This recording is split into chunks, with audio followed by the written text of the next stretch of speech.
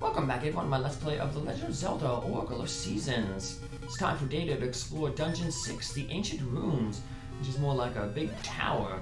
So, big floor on the bottom, big base, and then it gets progressively skinnier as it goes up toward the top. So this first floor is the biggest floor, and it's mainly going to revolve around that spinner puzzle there. We'll have to be moving it in multiple directions to get to where we need to go.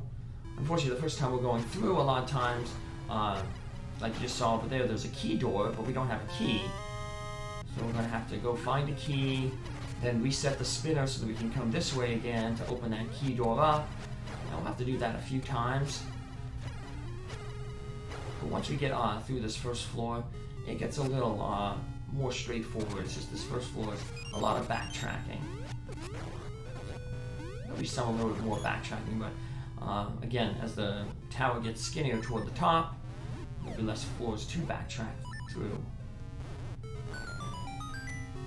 So this room you basically wouldn't even know existed here because there's no crack on the wall there until you really get the map. We won't get the map until later, and we won't have to come over this way again. So just get it now. Get a bunch of rupees, which will help us buy Gasha seeds from Syrup the Witch. Play that treasure chest game to get a whole bunch of rings. Try to, like I said, max out our rings. And get all the rings we can before we have to do the linked game. Alright. So we've reset the spinner how we wanted it. Over this way, we're going to go to grab a key. We get our first dungeon key, and then we'll be able to head back to that room that we saw earlier that had a key door that we couldn't enter. This puzzle here is going to take a combination of our Rock's Feather and Magnetic Gloves. We have to get the ball there to the right. Careful here.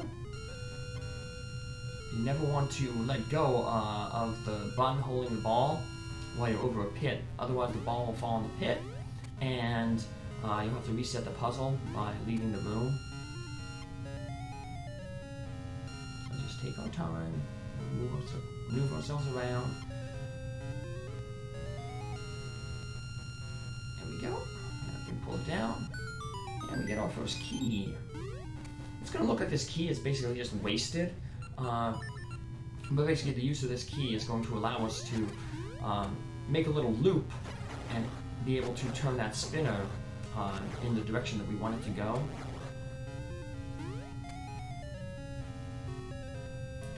It's a dungeon map. Press select to see it. So we'll be heading this way later. We could have picked up the map later, but I figured, you know, it's not that far out of the way to grab it. Push this block over here, open up this little key block here, and then there's another ball up on the ledge. You pull it down, put it on the button, and now we have a way that we can always just rotate around and get to that spinner platform and turn it the way that we need it to go.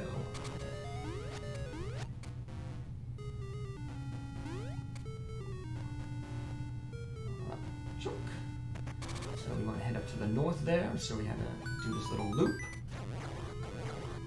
Turn the spinner around. So yeah, that's all that key was basically for, to allow us to manipulate the spinner. This dungeon would be so much quicker to do if you know, that spinner there wasn't there. But then again, that would have removed this little puzzle here. So I think Age used the spinner puzzles a little bit more deviously. Data will see that when he goes over to Labrina. Right now, his brother Maverick is experiencing that in his playthrough of Oracle of Ages, traveling through time. So we have to push that button. It makes the staircases up there to the upper left here appear.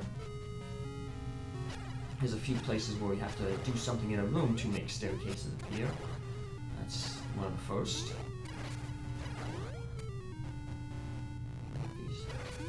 Traps. grab key number 2. Total enemies to take care of. And we see down there, I might have spotted a little glimpse. More of that trampoline that we saw from Dungeon 3. And we got the Rock's Feather. There'll be more jumping to upper floors. I don't know why I didn't equip my Rock's Feather just to avoid those guys. I guess they wanted to show that you can push them around a little bit with your shield. And don't forget your shield. Alright. So, we want to turn that spinner a different way, because we have to go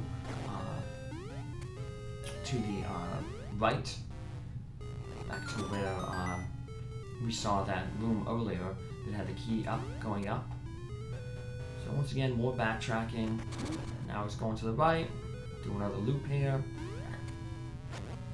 Be able to get on our way toward the item in this dungeon. There's our level 2 shield, level 2 sword, and spoiler, the item we're going to get, it will be the level 2 boomerang, the magic boomerang. In the base Legend of Zelda game, the magic boomerang just basically had a further reach than the regular boomerang. This one, it's a little more complicated than that. Basically, when you throw it, you can, your character, Data, will become stationary, and while he's stationary, he can change the direction that the boomerang is moving.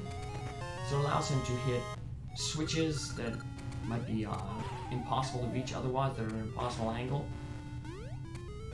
It's one of the ways if you didn't unlock the switch to get to the pirates in Huron Village,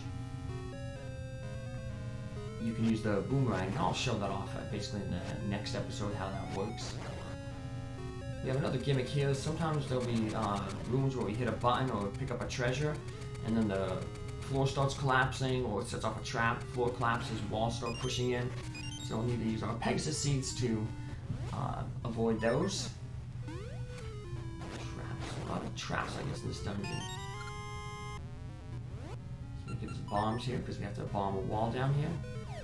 As you can see, they give us a hint that there's a wall to break down there, unlike that first hidden room we went to with all the rupees in it. Some more rupees. Yeah, we don't want to fight all those armorses. Room that we don't really have to go into, but like I said, I want to fill out all the map.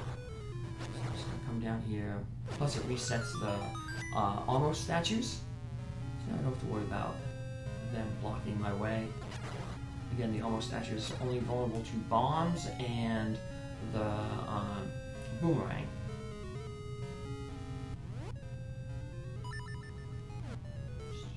Here, and we can get this trampoline. And nice here, they give you oops, I forgot to get my sword. They're nice here, they give you the at least the location where you push the trampoline. Later on, there'll be a room where they don't give you where you have to push the trampoline. They tell you at one place where to put it, but then when you get to the next floor up, you'll see that you have to go into another square. You gotta basically see where you are in the room above, and then that'll tell you, give you a clue where you have to push the trampoline when you jump back down. So here we're going to get our magic boomerang. And you basically just scream, "Use this against Armoses." As soon as we get the magic boomerang, all these Armoses come to life. And the door locks behind us. So as you can see, Data kind of freezes when he throws the boomerang. And while he's frozen there, we can manipulate its path with the control pad. So it's pretty nice. It also cuts through like grass, leaves, bushes. So it's a handy little device. Alright, we pretty much finished off with the first floor here. We don't have to worry about this spinner puzzle anymore. We do have the southwest corner of the dungeon to go through, but to go through that, the only way to access that area is by falling in from above. And I forgot a treasure chest over there. Time to go back and get it. It's only gem money, but it's all about 100% in the game, getting everything. So we'll speed up this backtracking with our Pegasus seeds. We ran so fast that one trap didn't even spawn. Alright, so here's an example of a level 2 boomerang puzzle. Yeah, over in Labrina, Data's brother Maverick has the seed shooter, and you can ricochet seeds off walls. Can't do that with the slingshot that Data has. So in order to hit switches like that that are out of reach, he's required to use the level 2 boomerang. Well, Maverick would have just pulled out his seed shooter and banked a shot off the wall. Puzzles get a little bit more devious than that, though, with the magic boomerang. Especially in the hero cave, but that was an annoying room, but luckily the traps don't take off too much damage. There's a key, we can't get to it yet. Fall down from above. Yeah, most of the backtracking remaining in this dungeon basically involves falling down from a floor above. There we go. Hit the switch. And we can head on down. And like I said, speaking of falling from above, that's how we're going to get to the lower section, the remainder of the first floor. Fall down this hole. And we have a little seed puzzle over there. You just have to light all those things. Not really a puzzle, I guess. You don't really have to think. I mean, it's just this guy. It's a puzzle getting this guy in the hole. There we go. Those good guys can also find out later on to be defeated with the big ball that's selected with the magnetic gloves, kind of like how we did with Dig Dogger, the boss of Dungeon 5. These platforms can be a little tricky. Yeah, if you're not directly on them right away, they slip out from under you. Ugh. This is also where the seed shooter that Maverick has would have been nice, because he could have just bounced seeds off the wall and not have to worry about aiming as he moved around. But Data will get a chance to experience the seed shooter, and Maverick will get to experience the slingshot. Right now, though, Data has to experience running fast. Once you pick up this jewel, the walls are going to start closing in. And you have to get through this these few rooms here before the door on the left here closes. I just barely managed to squeeze through. Yoink! There we go. And we get the boss key. Now all that squeezing through, it made us miss this staircase here. And now we can hit the staircase and head on up. Although we'll be heading back down in just a second. Remember that floor that we were just on? There was that one key room that we went into that couldn't get the key because the treasure chest is up on a ledge. Well, now we can jump down this hole here. We'll end up on that upper ledge. Fairy. There we go. Let's grab this key. And I can head right on up and put it right to use to take on the mini-boss. Who can be annoying, not hard though. Depends on if he cooperates with you. When I did my test run of this dungeon, he was really easy, he cooperated really nicely. He is Fire, Onyx's henchman. And he's like, I can handle you. But yeah, he basically just flies around. If you try to get close to him, he flies off. You try to hit him with a magic boomerang. But if he's really cooperative, he'll just do that charge attack that he did earlier. And then he'll charge it like 3 times in a row, hit him all those times. And he just falls really easily. So the Noble Sword definitely helps a lot there. And he charged me and I missed. Noble Sword is also really helpful against the last form of the boss of this dungeon. Which is another throwback to the original Legend of Zelda. And the boss.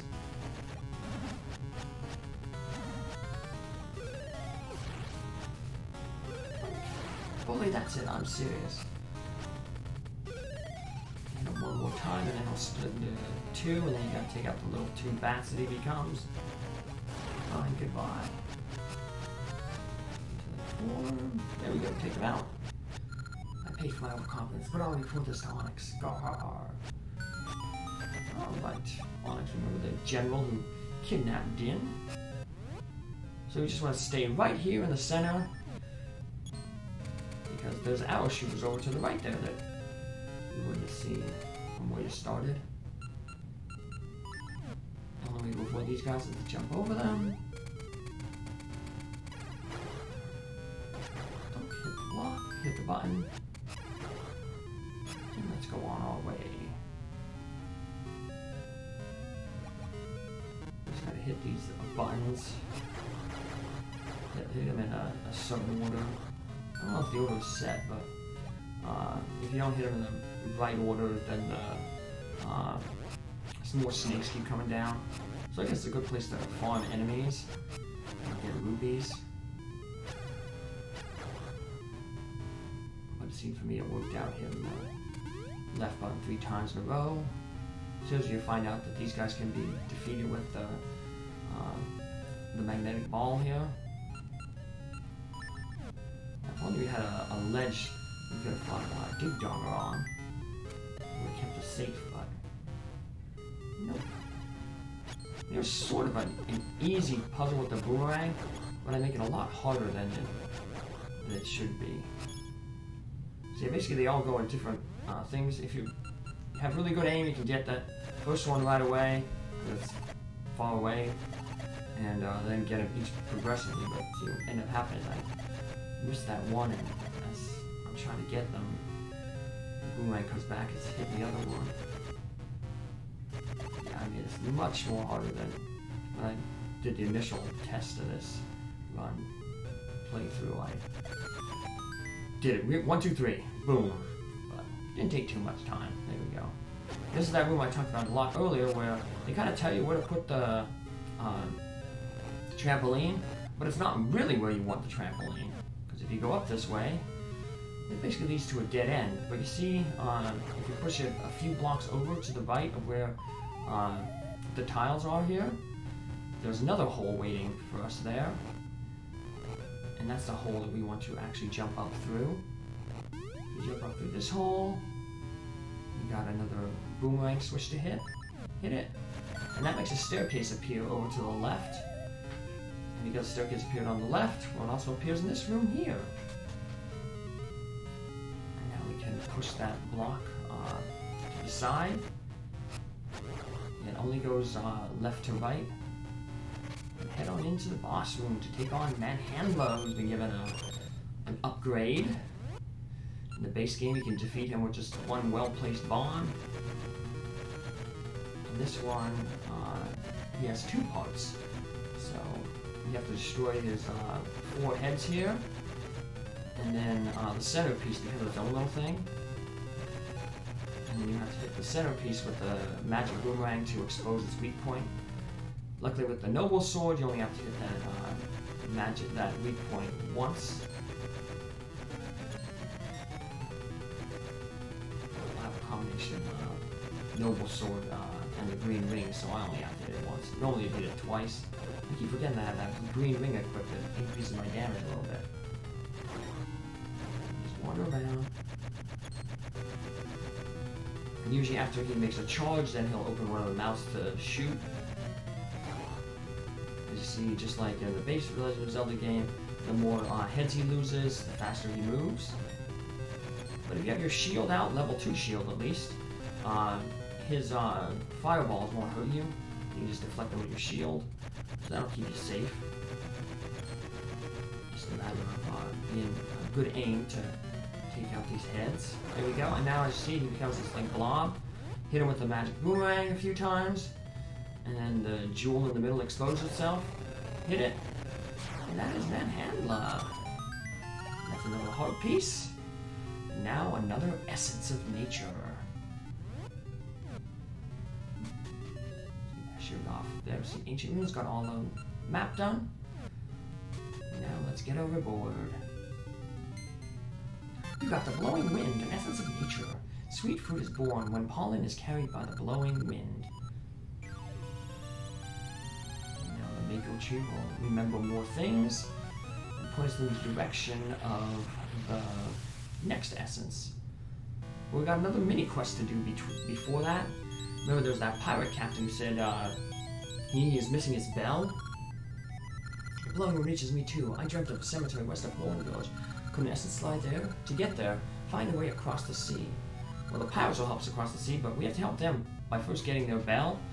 And now that we're a seasoned adventurer, because we explored some rooms, that pirate will actually give us the quest, and then we can move on from there. So hopefully I'll see you back here in the next episode to see that mini quest going on. Take care, have a good one. Bye.